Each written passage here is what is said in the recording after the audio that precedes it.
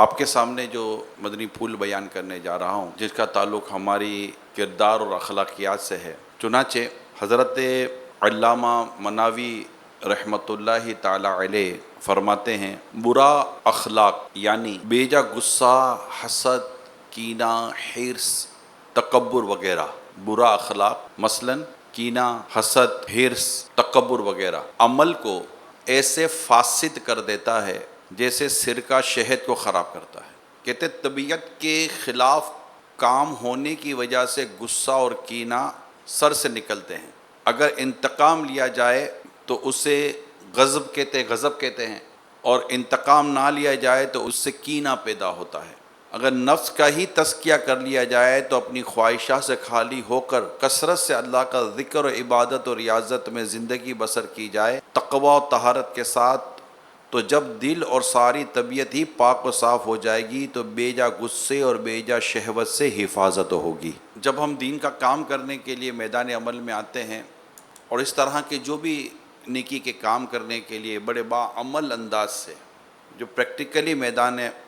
جو کام کرنے کے لیے آتے ہیں، تو ایسا بہت ہی کم ہوتا ہے کہ شیطان ان سے زنا کروا لے،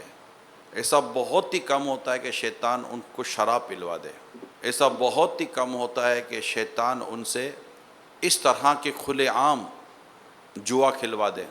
بہت کم ہوتا ہے، ریئر کیس ہوتے ہیں۔ اب وہ کون سے عمل ہے جو شیطان کروائے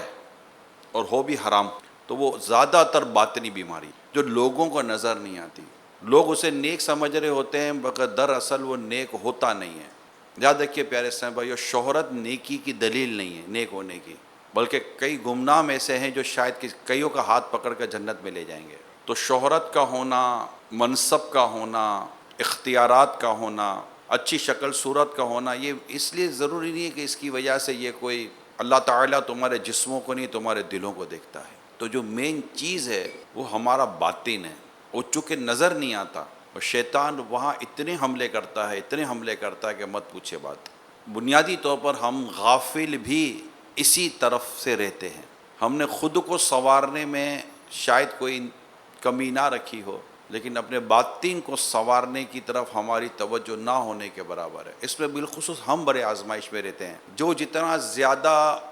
فیم ہے، جتنا زیادہ مشہور ہے، جتنا زیادہ نمایاں ہے، وہ اتنا ہی زیادہ آزمائش میں ہے، کہ لوگ اس کی تعریف ہی کریں گے، لوگ اس کی خوبیاں بیان کریں گے، اور نہ کرنے کی صورت میں اس کو عجیب و غریب سا فیل ہوگا کہ یار کچھ ہو نہیں رہا ہے۔ اس کو اپنی عزت، اپنی تعظیم، اپنی تکریم بہت پیاری لگے گی، اور یہ چیزیں ایسی ہیں جو اس کے اندر اتنی خرابیاں پیدا کرتی ہیں۔ پھر یہ تمام خرابیاں جمع ہو کر کسی بھی ناخوشگوار